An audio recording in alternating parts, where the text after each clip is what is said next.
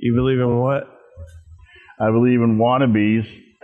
You believe in wannabe monsters? I believe he wants to be a monster.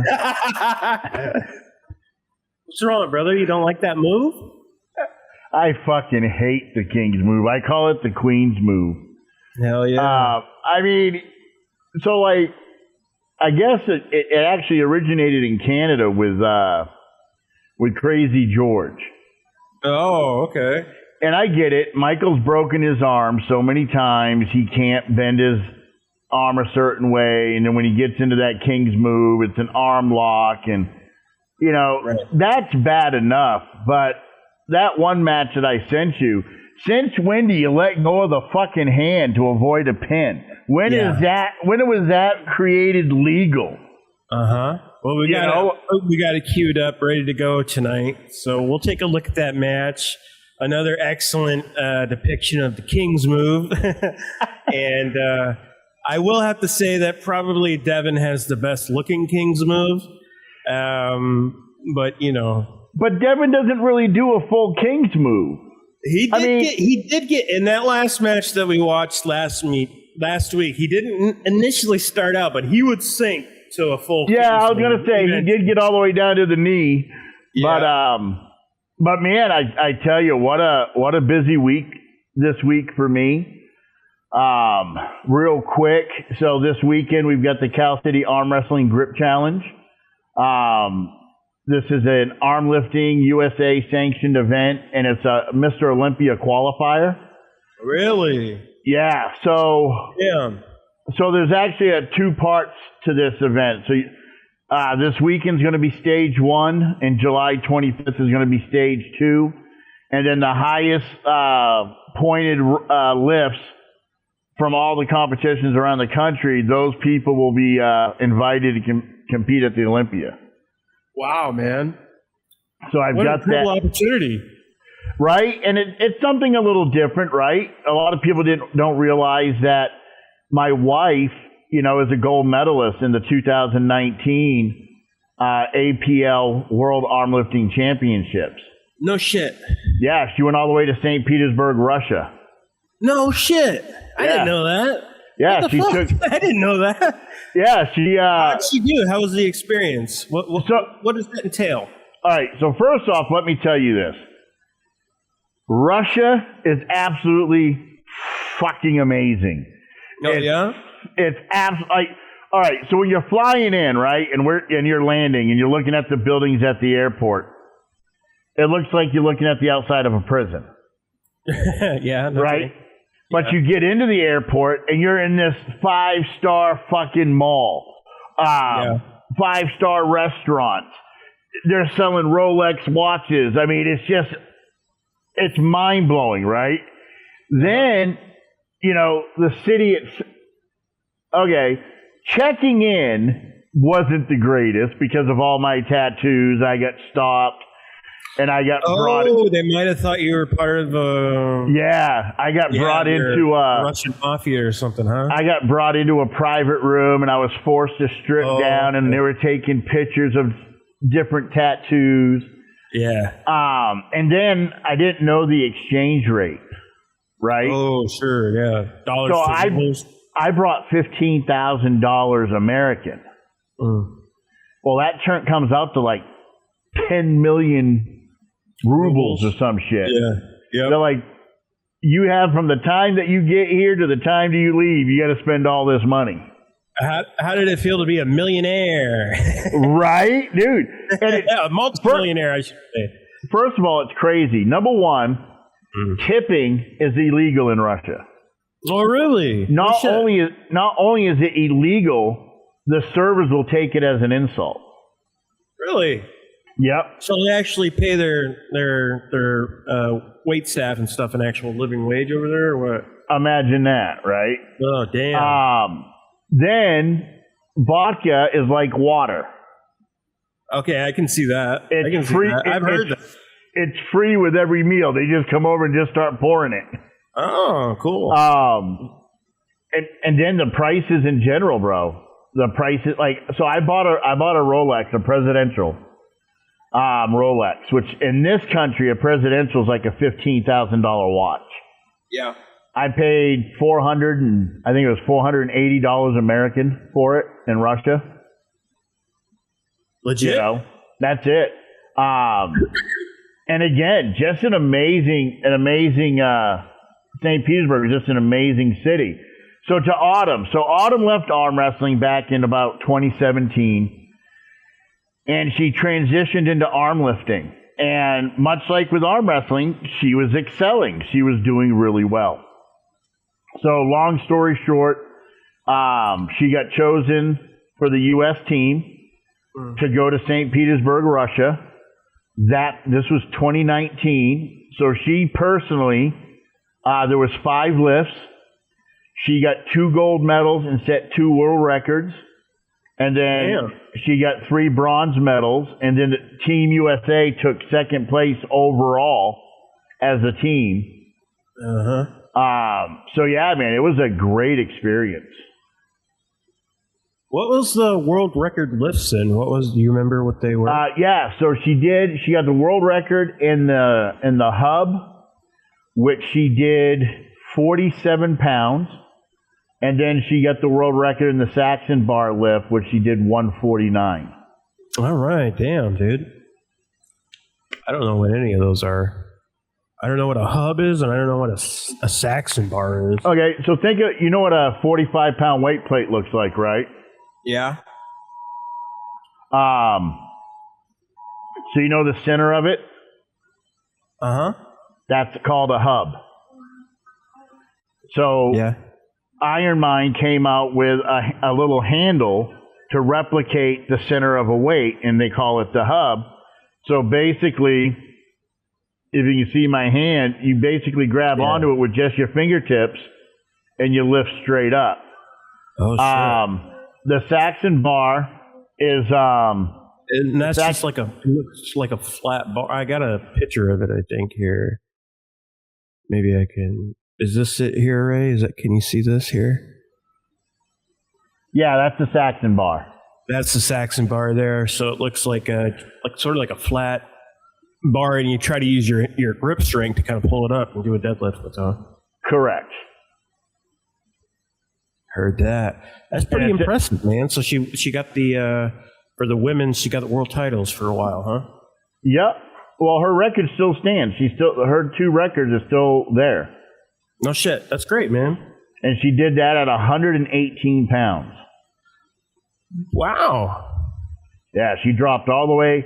She got so lean, her body fat got so low, her menstrual cycle stopped. Oh, wait a minute. No, that's not great. Right? I mean, she got really, really lean, bro. She dedicated herself. I mean, she had a 6-pack. She was shredded, bro. And then, then after she did another competition, and she ended up getting hurt. And she had to have surgery on both her elbows and both wrists. At that lower weight? Yeah. You ever wonder, because people do that all the time, they'll drop a lot of weight and stuff like that. Do you ever wonder if people are just meant to kind of be at a certain threshold, you know what I mean? Not get too far below that, not get too far above it, because if they do, they get wildly unhealthy either way. Even though she was very fit, she lost her menstrual cycle and stuff, I mean, do you think there's something to that? Well, absolutely. I mean, that's our body warning us, hey, you're pushing it too far. Yeah. And she wasn't happy. She was miserable. What sort of things do we need to look for when we're kind of pushing ourselves too far, men and women? Well, I mean, we kept a close eye on Autumn's kidney functions, because that's the first thing to really shut down when you get down really, really low on body fat. You want to look for your kidney function. You want to look at your liver function, because we're not providing our body with the necessary nutrients or enzymes that our bodies need to process and everything, right? We're depriving, like, for example, me right now. When I competed in the middle of March, I was 315 pounds. So I've been doing a calorie deficit since then. Yeah. Right? So I've only been eating like 350 calories a day since March. And I'm down to 265 pounds. That's great, man. Now I got my competition next weekend. So this whole week I'm going to slowly increase my caloric intake to start, so my body can feed off of food instead of itself. And then, then I'll, after the event, I'll start training, properly for the weight that I'm at. But, you just have to be careful. I mean, losing weight, everybody's different, but it's no big science to it, right? You watch what you eat or how much you eat. And everybody has different opinions. You got people that swear by the Atkins diet. You got people who swear by the keto diet, the carnivore diet. You got all these diets. But at the end of the day, it's just feeding your body. Right? Yeah. And of course, if you feed your body junk, your body's going to respond junky. But, they say daily recommended is 2,000 calories a day. That's just for your average sit on your ass at home, get up, go to work, come home, repeat type of person. But if you're an active person, if you are active, if you're training every day, whatever it is you're training in, you need more than that. And then you have to burn 2,000 calories just to lose 1 pound. Right? So if you're only taking in 2,000 calories, but you're burning 3,000 calories, what's your body eating? Your body's going to feed on itself. And that's not, you don't want that. So you eat 6 to 7 small meals, throughout the day, you'll lose weight. If you're like me and you're kind of in a time crunch to lose some weight, you do something drastic like what I'm doing with the calorie deficit. And then now I got to build my energy back up. Like I've been dragging ass this past month. Yeah, me too, man. I haven't been eating the way I should be, and I've really been feeling it the last week or so. Like I kid you not, brother. I get up, I chug a 16-ounce bottle of ice cold water. Oh yeah. Well, because that forces your body, your thermogenic energy to kick in. So now, see, I've always heard that with the room temperature water, though. So I never know. There's always some truth in either. There's a little bit of truth here in this one, but there's a little bit of lies here. So which one is it? Does it just work no matter what, as long as it's water? It doesn't matter the temperature, what? So throughout the day, you want to drink room temperature. Okay. But the first thing you want to consume in the morning to get your system kicked in, get the temperature rise, you want to drink and chug it. Don't sip it. You just chug ice cold water in the morning. Then I get up, I do my routine. Then I get out in the kitchen, and then I boil garlic, lemon, turmeric, cinnamon, and cayenne pepper with mint. Oh, fuck yeah. I boil that up. I strain it. I drink that as I'm doing my morning routine. And then I go out, I do my cardio, come back in, down a protein shake, and start my day. And what do those 6 small meals a day look like for you? How are you doing those? Normally or right now? Normally. Let's go normally. What do they normally look like? So normally I get up every morning at 4 a.m. I do my morning workout, what I just told you. I don't eat my first meal till 7 a.m. and that's a cup of oats. Excuse me. Mixed in the oats is honey, walnuts, blueberries, and 2 eggs. I down that. That's meal number 1. Meal number 2 is I have a Pro Gear whey protein. That's the brand that I personally like to use. Yeah, you'll have to hook me up with like what supplement brands you like to use.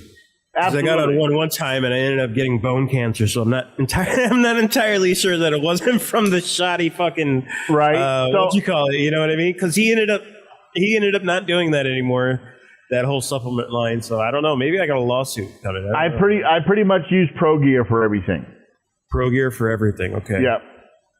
I'm gonna have to hook up with you and get some creatine and get some other shit going. Yeah, lined up because I'm ready to start training again and getting back into it myself. So I count that as a meal because I don't just use the protein mix. I add 2 eggs to it, 2 raw eggs. I add an Oinko yogurt and I add wheat germ. That's my shake. I down that. Lunch, it really depends on where I'm at. But even when I'm out on the road, I always try to find like an El Pollo Loco. Okay. And I'll go in, get a whole chicken, sit down, eat the chicken, eat the sides that come with it. Then I'll have another shake before dinner. Dinner is usually a beef, a red meat. My preference is ribeye steak, so it's usually ribeye steak with cauliflower, asparagus, Brussels sprouts, one of those. I don't eat broccoli anymore because I found out that broccoli is man-made. It's not a naturally grown vegetable. So broccoli is man-made. Like broccoli here in the United States or something? Yep. Oh. You mean like modified? Like broccoli has been modified by man? Yeah. Sort of like wheat? Yeah. Oh, okay. Sort of like baby carrots too, huh? Exactly. I'm trying to get away from all the fucking man-made stuff, dude. Well, so am I, right? I have a theory of it, and they've been poisoning us for a long time. But, well, here's just this, brother. Here's this. Let's just take Lucky Charms. And the only reason why this sticks in my head so much is because God bless America, Lucky Charms is my favorite fucking cereal, and I refuse to eat it. I won't buy it. So, in Europe, right, Lucky Charms only has 7 ingredients. Oh, damn. 7? 53 in ours. It's all those preservatives, dude. That's how they're making all their money. They're making all this money by keeping it on the shelves and fucking feeding it to us. You know, so it's all nice and fat. Exactly. So I buy a half a cow every year.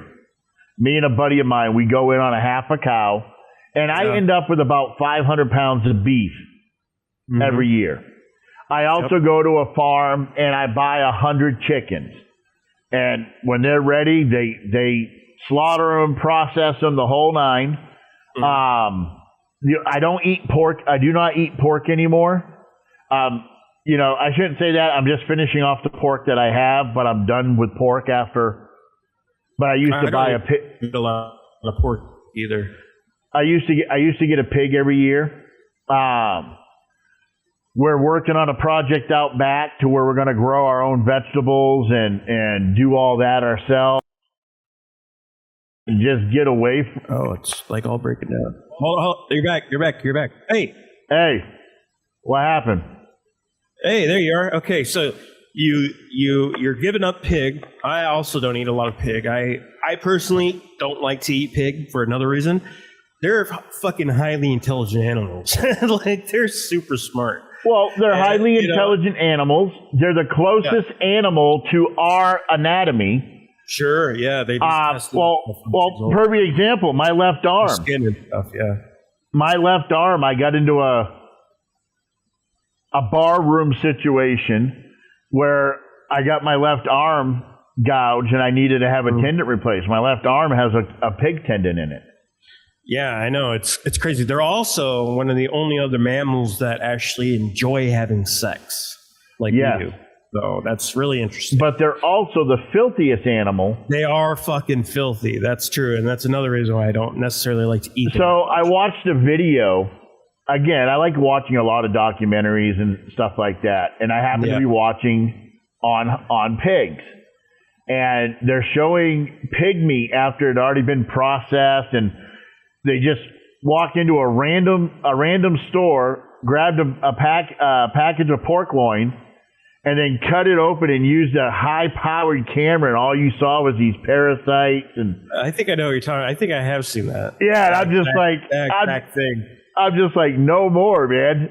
I know. So, we don't eat it that way. You cook it and you kill them off and stuff like that, but there's still a good chance that transmits onto you. stuff. Yeah, but, absolutely. and as far as my vegetables and stuff go, there's a place that we go to that's all organic. Cool. And we, until our garden gets up and really flourishing, we're buying organic stuff. And we buy very little stuff from the store anymore. Like right now I'm learning how to make my own shampoo and my own soap. Oh, wow. Okay. I learned how to make my own toothpaste, even though I personally don't have any teeth. My kids do.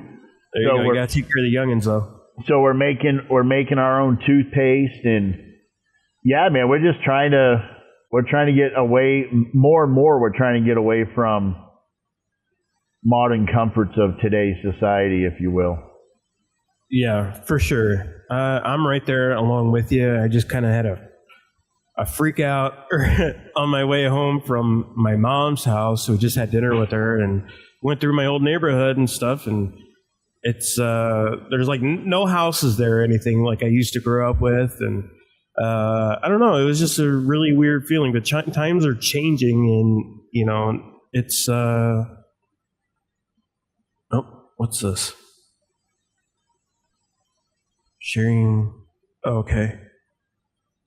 But anyway, yeah, we've been trying to get our little vegetable garden growing and stuff like that, and doing our vegetables, and we've been going to the farmers market a lot lately and checking out some of the fresh produce and stuff like that from local farms and stuff. And I recommend that to anybody. I really do. Well, get local as much as you can. What I'm doing is I took pallets and I took the open side of the pallet and I covered it with a thick black plastic, planter's plastic, and then I wrapped the sides and everything. Then I filled it up with potter soil, and then the slats, the spaces in between the slats, is where I put the plant buds, the plant bulbs. Okay. And I'm doing vertical grow. So my pallets are leaned up against my fence. So my first pallet, I've got tomatoes. My second pallet, I got carrots. My third pallet, I've got onions. My fourth pallet, I got watermelon. So it's actually kind of cool. That's pretty smart and ingenious. You'll have to show me some pictures of what you got set up. We'll have to take a look. I'd like to take credit for it, but I actually saw that idea off of TikTok. Well, whatever. I mean, I'd still like to see it. So. I follow this guy called the DIY King, is what he calls himself on TikTok, and I follow him and get all kinds of little ideas from him. So what else have you guys gotten going on this weekend? You got this coming up soon. You got some events that you're preparing for, and what else is going on? Well, like I said, we've got the grip event this Saturday. I've got my super match against Danny Madreos the following Saturday. I got a promotion at work. All right, right on. What's that about? So basically, I took this job as kind of a backup because my main job at the time, we were kind of on a down cycle, so we weren't working full time. And I just really liked the new job, and yesterday they pulled me in the office and made me an offer I couldn't refuse. So I took it, and then after 4 years, I stopped I'm no longer a test driver for a Hyundai Kia Genesis.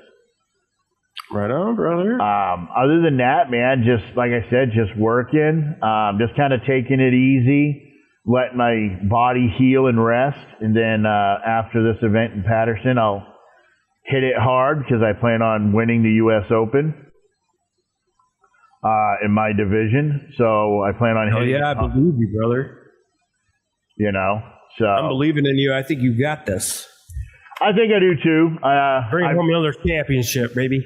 This will be my third U.S. Open. I usually do pretty good. My first U.S. Open, I won. My second U.S. Open, I went undefeated and won. So I'm looking forward to it. What is the U.S. Open? What is that? What sort of event is that like for somebody who's never pulled in anything, other than the garage or something like that? What do you got to look forward to the U.S. Open? So this is the UAL, the Ultimate Arm Wrestling League U.S. Open, held every August in Anaheim. It's at the Anaheim Fit Expo. So the first thing you can count on is a massive built-in crowd, right? You'll be able to perform in front of hundreds of thousands of people walking by, people congregating to watch, see what you're doing. Number two, you get to experience a top quality run event. You know, as anybody who's involved in arm wrestling knows, that the UAL is a family-owned business. It's owned by Bill Collins.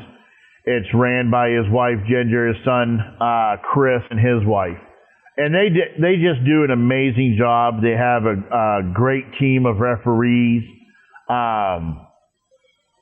You know, his wife and daughter-in-law do the brackets. The event runs smoothly.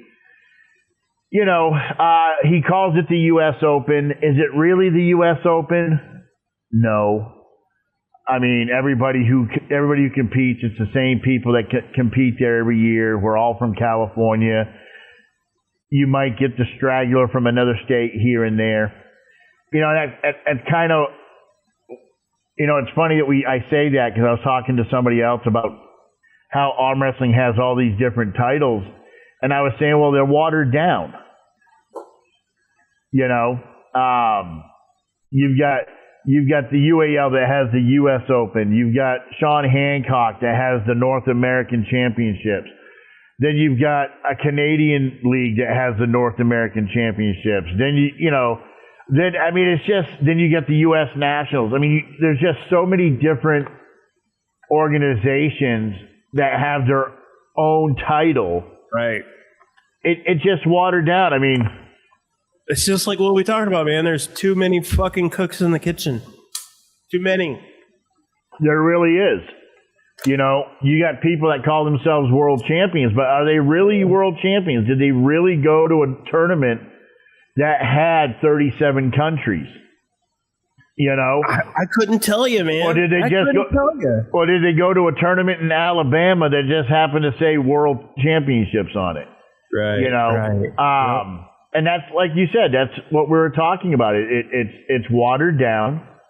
I would really, and we talked about this, and I know I keep bringing up the AUA, but because I think they have the right idea, I just think the application was wrong.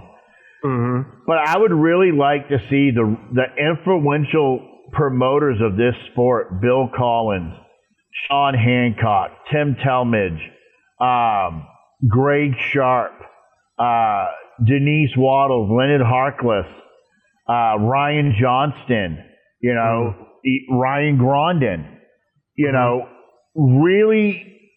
And I name these people because they have significant size events. Their events are 400 or 500, right? You know, entries big. You know, I'd really love to see them all come together and like Ryan pick Winter Blast to be the qualifier. Hancock picks Vegas to be the qualifier. Bill Collins picks the LA FedEx. All of them pick one of their events as a qualifier for a legit nationals. Yes. Yes. And they all feed their champions into this one event, right? Correct. Yes, that's correct. What I'm talking about, right? That's what I'm fucking talking about, man. You know, funnel their champions into this one national. Let's build a kick-ass fucking team to send to Worlds and let everybody know that USA is back and we're back, baby. And we're the dominant fucking sport. Right? I mean, and that's it, right? I mean, hey, take my hat off. You know, there's a gentleman that I've been following, Jody Smith, California Arm Wrestling Entertainment. You know, he puts on a tournament damn near every month, right? But he's doing more than just putting money in his pocket. He created an organization for mid to upper class, amateur to lower to mid pro pullers to come in, get their experience, kick some ass, get a ranking, feel good about themselves. I like that. I'd like to see him and Travis Provencher maybe do something together. You know, that's another guy, Travis Provencher. He's doing really big things with Get Cracked. You know, his Chris Kringle tournament is one of the biggest tournaments around. But yeah, man, we got to get rid of a lot of these backyard promoters and really fine tune everything and Yeah. And possibly another workaround would be to have one organization that all of those federations are a part of, that they feed their champions to for a national fucking championship. So we have an idea who's the best. Well, look at it this way, right? I've always said arm wrestling should be kind of ran like boxing. I agree. Yeah. So you've got the WBO, you've got the WBC, the WBA, the IBF, the IBO. You've got like 6 boxing federations, but you have one commission, one boxing commission that makes all the rules, right. that sets the standards. You can have your own league, but you got to be part of the commission. Now, instead of doing what AUA did, where AUA just kind of, oh, here's Ray Cote. He's got American Southwest Arm Wrestling League. Let's make him a certified promoter, right? I hadn't even promoted a contest yet. Mm-hmm. Right? So how do you know I'm gonna meet your standard? You're right. How do you know I'm even any good? Right? Yeah. What they should be doing is this commission, if you will. Every league pays a dues. Mm. Right? That dues goes into paying for nationals. Mm-hmm. Make each organization pay $5,000. There you go. Right? That's a lie. Well, $5,000 for my blood. $5,000. You got 10 organizations. Yeah. That's $50,000 towards a national. Yep. Plus whatever sponsors. And then I think that's a good start right there, brother. And then you've got something, right? Maybe we need to do this. Right. Then you've got Bill Collins, who's referees, and he's got a team of referees. You got Sean Hancock. So now they volunteer their time to referee this event, right? Maybe the event pays for their food, pays for their hotel, but they don't get paid to ref. Because we want as much of the money possible to go to the athletes. That's my thought. You could also run it like, right? At first, right? What do you mean at first? I mean, eventually, I would like to have a paid referee team for a huge event, like a multi-federational, event, like an actual nationals or something. Well, like that. if we get, I want to make sure those guys are taken care of for the event. You know what I mean? Well, if we get to that point, right? Yeah, you got to start out small. The event has to build an account. It has to build a revenue source through sponsorship, through sales, through, various other avenues that we could take, pay-per-view, call-out cards. There's a lot of different things that can be done. The important thing is you have all organizations on board, right? So you got Boom Arm Wrestling's #1 super heavyweight that's going to go. UAL's #1 super heavyweight that's going to go. So on and so forth, right? So we're getting a true war of the best that our country has to offer. Then how do you make money? Well, then you do state qualifiers, right? So, or city qualifiers. You do city qualifiers. Then those guys can go to states. And now this generates money for the other organizations, right? They're generating money by having city qualifiers and then state qualifiers, and then whoever makes the team makes the team. We've already got the Aries system, so we can kind of go by that to see who's doing what. I don't know. That's just me. I mean, like I said, I've always liked the thought of the AUA. I just thought it was applied wrong. Did they ever get rolling with that at all, or is it kind of at a standstill? I have no idea. I kind of said fuck it and stopped really caring about it too much after Ryan stated that he wasn't going to back it no more, and the rest of '98 kind of follow suit. And now that I'm not promoting, I don't, I reached out to Sean Hancock and asked him if he'd come onto the show, and he said absolutely, just give him the date. He actually watched our first episode. He sent me a message. Oh wow, he must have been one of the 15 viewers. Thank you. Right? We're up to 24 now. Oh, are we up to 24? Yeah. I appreciate everybody who's been sticking with us, watching us, and following us wherever we happen to be at, because we seem to move a couple channels now, but that's all right. Yeah. He sent me a message, said good stuff, keep up the good work. That's positive. Next week, next Wednesday, which will be our last Wednesday, filming on Wednesday because of my promotion, I have to work Monday through Friday hours. Yeah, we're skipping the Sunday recording. Yep, we're going to be doing it on Sunday. But next week, we have our first guest under this platform.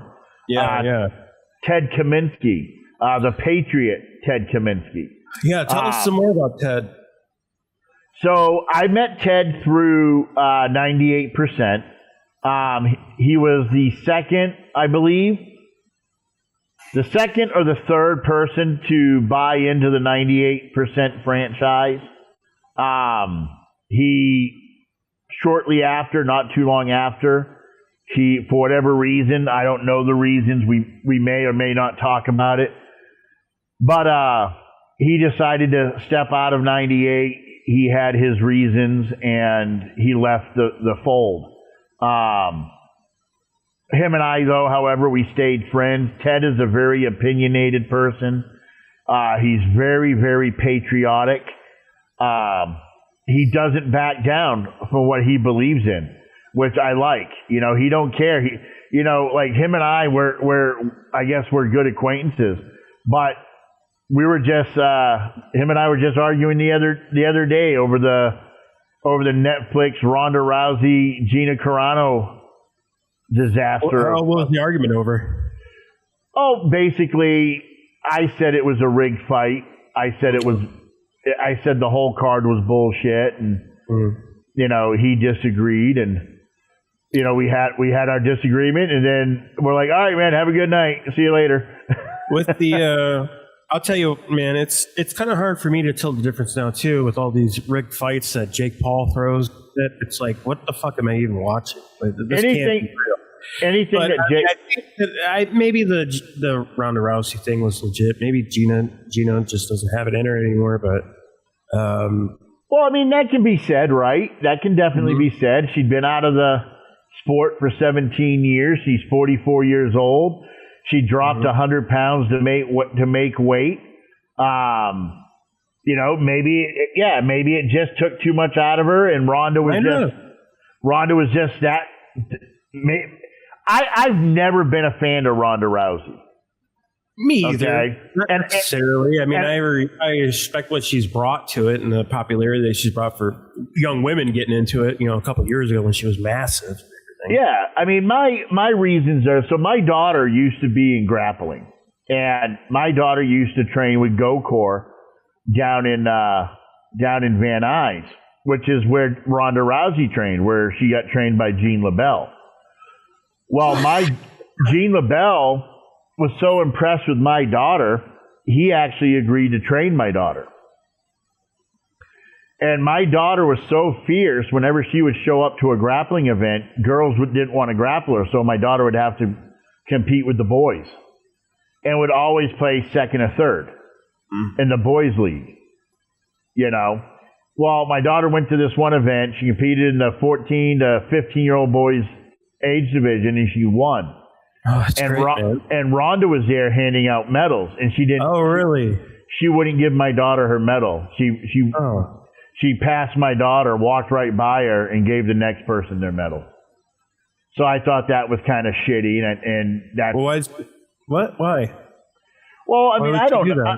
I don't know, brother. I mean, if you look at the rumors about her, she's a very jealous person. She doesn't like people. Your daughter's a little girl. She's not. She's not even right. a threat. Right, but she didn't give my daughter her medal. Like literally, Gokor had to tap her on her shoulder and be like, "Hey, you forgot one." And she walked up to my daughter, handed her medal, didn't shake her hand, and walked away. Mm. Well, that's unfortunate, man. You know what they say sometimes? It's, you don't want to meet your idols, or whatever that, how that. Oh no, you don't ever want to meet your idols, bro. Speaking of, yes, I used to like this guy a lot. Let's get into it, brother. What we got here? This is such an ugly, ugly match. You got Michael Todd against Genadi.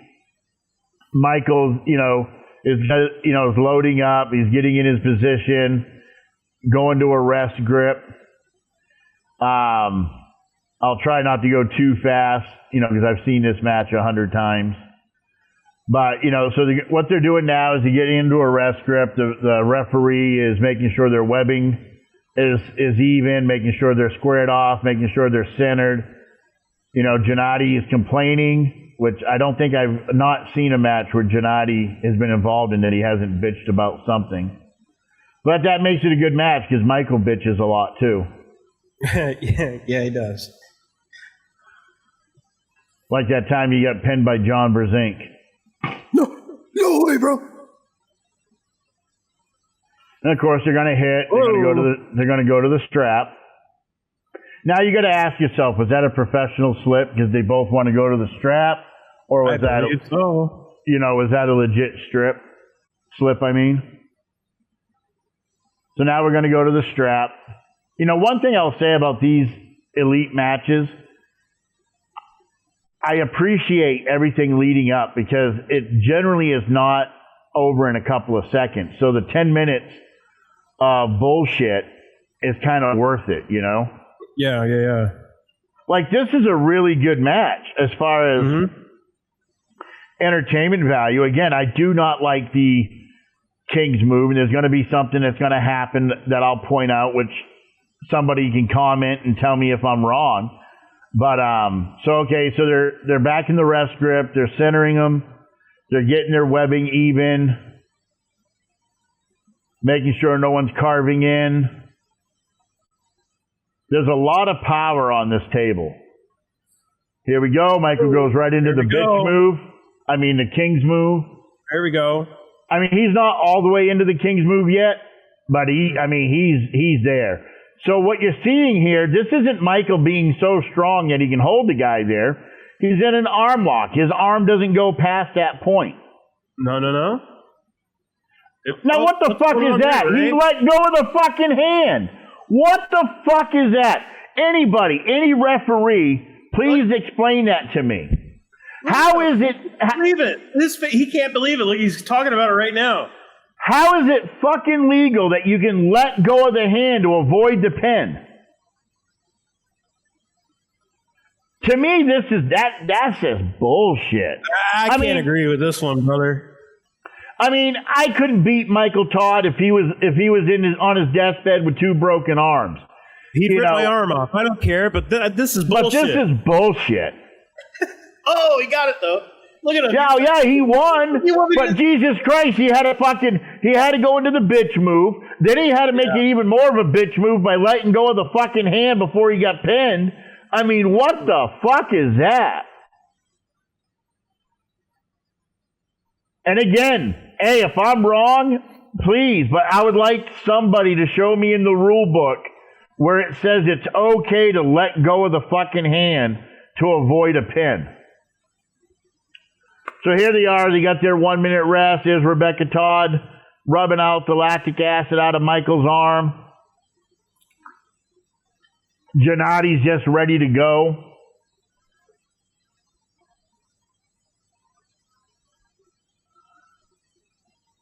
See, to me at this point, I think with super matches, if the first match goes to the strap, every round after that goes to the strap. Just make it so much easier. Yeah, why not? Fuck it. That's where they want to go anyways, right? I mean, what's about to happen right here? Oh, shit. Oh, flash pin. Oh, wait a minute. I did not expect that. Oh, false start. I see. False start. Now I look like a dumbass. Thanks, Michael. You made it look so convincing. There we go. Okay, now we done fucked around enough to go to the rest grip. So we're going to fuck around now to go to the rest grip just to do what? Just to slip the fuck out and have to go redo all the grip again.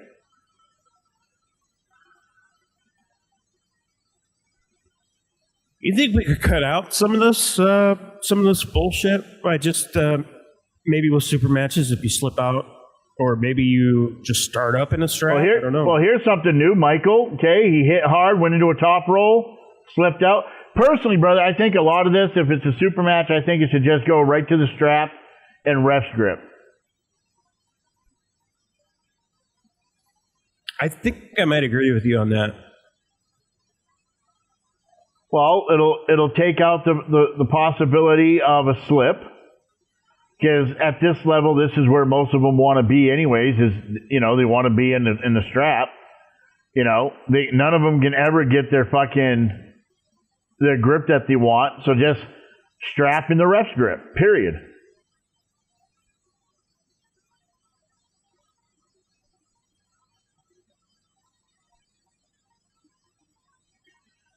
Setting up.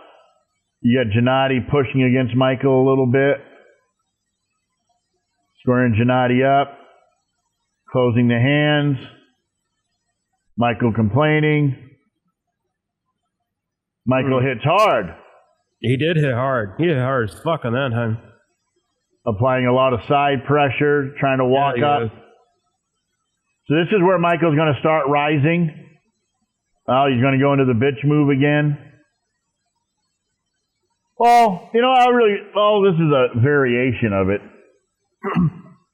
But again, Genadi just doesn't have it. He doesn't have enough of a press to get through Michael's king move. So is that what you have to do? You have to press through it? Yeah. If you look at damn near every match, Michael's hand again. Oh, Genadi won that match. So if you look at pretty much every match that Michael's ever lost, it's because they've pressed through his king's move.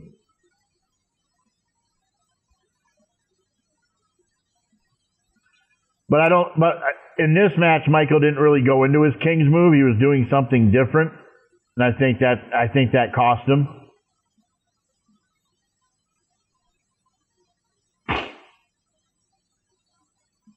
How do you feel about smelling salts during the middle of a super match? Feel like that's cool? Yeah. Doesn't give you too much of an edge?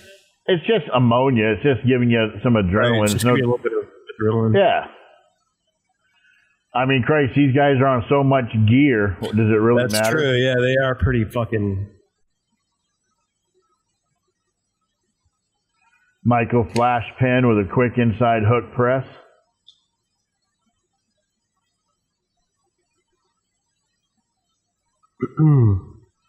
I think at this point, Genadi is just worn out. I don't think Michael did too much for him. I was outclassing him. And Michael has an arsenal, right? Like, he's not a one move show. It's just what arm is it that actually doesn't bend? Is it his left or his right? Which one is it that doesn't actually extend? The arm that he's pulling with now, what is it, right? Right. He told me once he broke his arm 72 times. What? Yeah. God damn. Arm wrestling? Yeah, when I first came back to the sport, I guess I was like I was new fish, and he called me up trying to sell me his nutritional plan. Oh. You remember one guy with the water? The water purifier? Oh, fucking Chuck Young. Chuck Young. Is he still pulling? Yeah, he's still pulling, that fucking idiot. The Destroyer! Yeah, brother. Hey, I bought a pack of Bubblicious. They're my official sponsor. Oh, right on. If you look at those pictures that I sent you, I was wearing my wife's Kagan water outfit. Oh, were you? Yeah. Oh, you sure were. Yeah, dude. That was a scary photo. So what was he trying to get your wife to pose in those? He was trying to get my wife to be a model at one of his booths.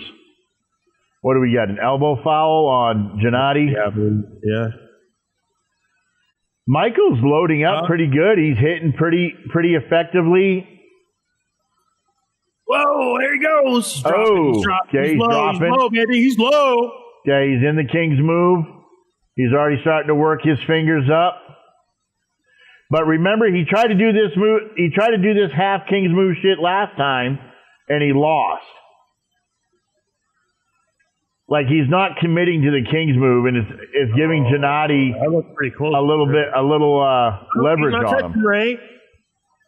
There he goes again, letting go of the fucking hand. He's like barely even holding on to his hand there, Ray. He's not holding on. Genadi's holding on to his wrist.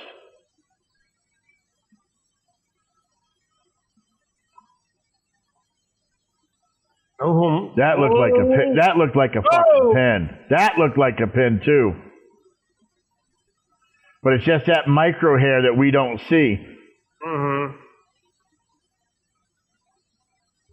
It's real easy for us to call stuff. He's like sort of. He's pretty far back from the table, don't you think? Yeah, that's not. I wouldn't call that a King's move. That's sort of bad positioning, wouldn't you figure? Being that far away from the table like that. I would think. I don't remember Michael. I mean, he may have, but I've never really paid attention to Michael. You see how far his abdomen was away? Yeah, man. That was weird. I don't know what he's doing. He's successful with the King's move, so I don't know why he's doing. Boy, look at that spacing, that gap, brother. That can't be good. All right, so what's the score? 2-2. So the winner of the next match wins.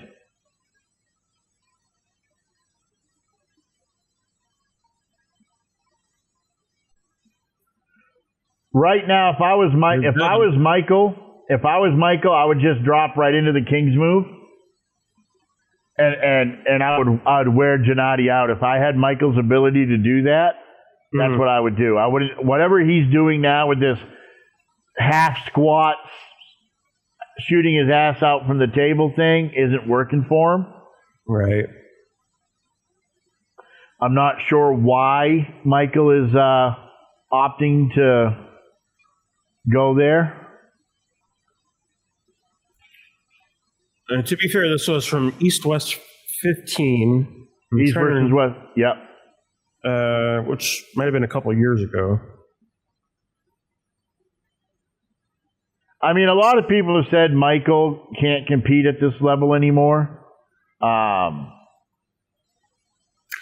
I've said it. Well, this match was from 2024, November 2024. It's not too far removed. I mean, and he's obviously still got some stuff in the tank. I mean, look at it. I mean, well, no, I mean, Michael. There's nobody in the United States. I don't believe there's anybody in the United States that could beat Michael. Michael could walk into any tournament in the United States and walk away with everything. But at this level, I just think that these younger guys, Jablonski, Aramis, Genadi, I just think they're too much for him, and they're just, Michael's got to be close to 50, if not already 50 years old. I mean, he's still a specimen, right? Oh, I wish I looked that good. Like I said before, Michael is an athlete. A lot of people don't realize Michael's a black belt. I forget what martial arts, but Michael's a bad dude, despite whatever my personal feelings are about him.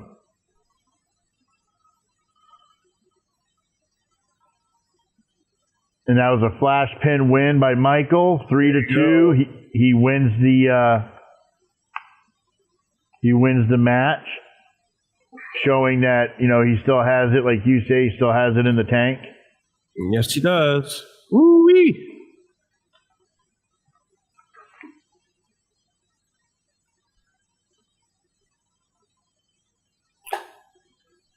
But yeah, there's a lot of changes with arm wrestling, man. I mean, the strap, you know, being turned into a technique to whatever the fuck it is that we just watched with the letting go of the hand. And seriously, I don't know if the rules changed. But I was under the understanding that you could not let go of the hand, even in the strap. You had to have a full grip. So if a certified referee watches this, I'm only a level 1 ref, so I need to learn. Comment, let me know. Are you allowed, like Michael did in this match, are you allowed to let go of the hand to avoid getting pinned? Michael Todd got a black belt in karate when he was 14. All right, he also there you took go. taekwondo, boxing, and yeah, probably played some other shit, but played football, stuff like that. Yeah, he's a bona fide athlete, and he is one of the greatest arm wrestlers of the most recent generation, I would say. You know what I mean? Oh, absolutely. I mean, you can't talk about arm wrestling without mentioning Michael Todd. Yeah, for sure, man. You know, that was a good match. I don't necessarily like all the, I mean, little hand, I think we gotta be gripping each other up. It was entertaining, and that's what I was saying. That's what I was saying earlier. I didn't mind how long it took to get to the actual arm wrestling because the actual match was entertaining. There was so much different shit going on. You got to see everything. So overall, I mean, I'd give that match, as far as entertainment value, I'd give that match a good solid 7. Hell yeah, brother. What else you got going on? Anything else going on for you, bro? In the near future, no, brother. Like I said, I've got the super match next weekend, and then I don't have an event planned until August, and then I've got another super match October 3rd. Now, brother, is that super match you got coming up this weekend, is that going to be online anywhere? Is anybody going to be able to find you and see that event or anything like that? Or I believe UAL does live stream everything. So you just have to go to the UAL page and click on it. I mean, I'll have my wife taking videos and I'll post them to my personal channel. And then I can also send them to you if you want to use them for anything. Hell yeah. Maybe we couldn't do some play-by-play of your tournament. And this is where I lose my ass.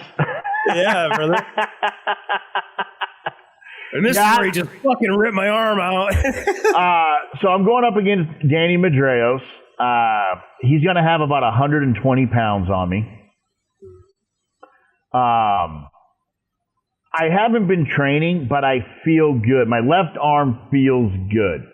Okay. You know, I'm an old man. You know, people don't realize, you know, I'm 57 years old.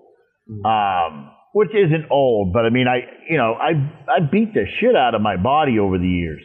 Yeah. And, you know, so after Vegas, I was just like, you know what? I'm just going to take the rest of the time off. I'm just going to let my body heal, let my everything heal. Haven't done any training whatsoever since March 14th, and then I'm going to do this. I'm going to do this super match, see how I do, just pretty much coming up off the couch. And, you know, hopefully I do as well as I think I'm going to. And I hope so too, man. I don't know. And I rip Danny's on. I really do. I'm pretty confident.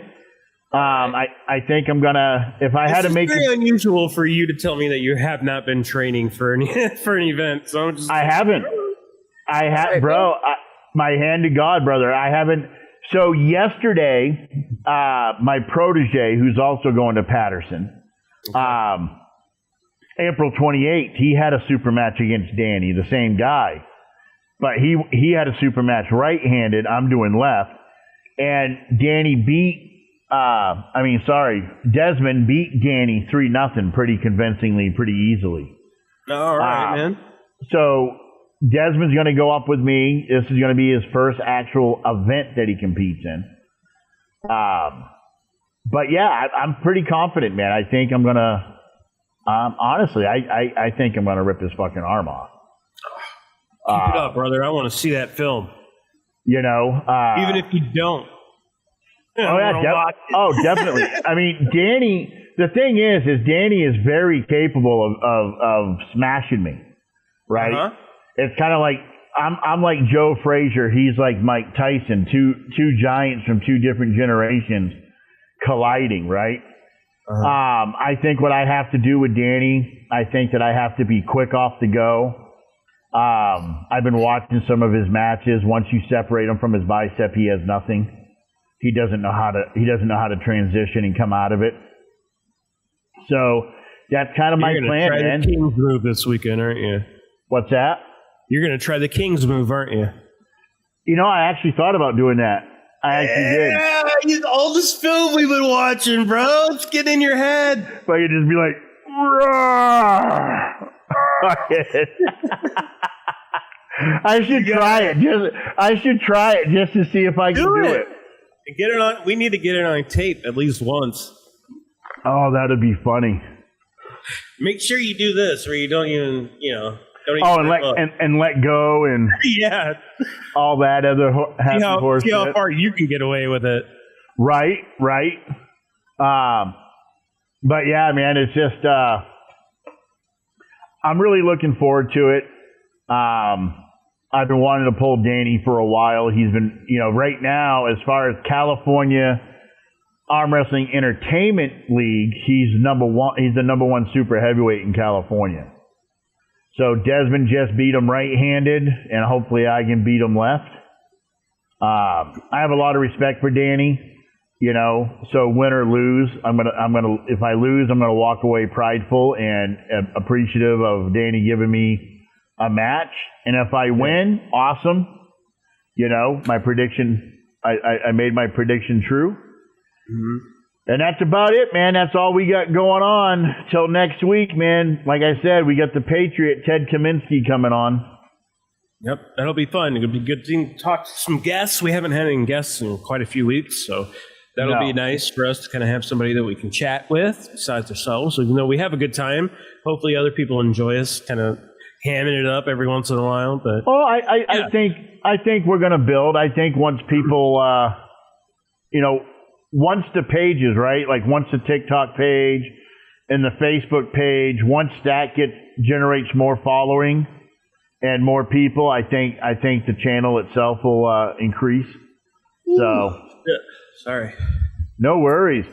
I know 10 o'clock here. 10 o'clock there, 7 o'clock here. We've been going at it for an hour. So I say let's call it a day. I appreciate, like Big Mike said, I appreciate everybody who's subscribed to the new channel. Hopefully I can get some of the 1,300, 1,400 subscribers from the other channel to shoot over. That'd be great, we appreciate you guys watching us. We're still, again, we had a hiccup. We had the Puller's Pit. That was actually kind of going pretty good. And then we had a hiccup with affiliations and whatnot. And Big Mike and I decided to, let's just start over fresh. I'm actually going to hit up some of the people that we interviewed before and try to get them back on and redo their interviews. I feel like I could do a better job with Dino and some other guys too this time around. What I mean? I'll let you contact Billy Ortega, see if he wants to come back on. Right. I'll let you contact Ryan Grondin, see if he wants to come back on. All right. Hey, Ryan. Okay, all right, fine. I'll be your middleman. I mean, if not, we'll have to do something with the other episodes. Yeah. Either rehash them or something. Either import them over to the new channel or whatever. But, as always, man, I appreciate your time. Thank you so much. And everybody who's watching, thank you. And as I always like to say, peace, love, and hang loose, guys. Take care. Later, guys.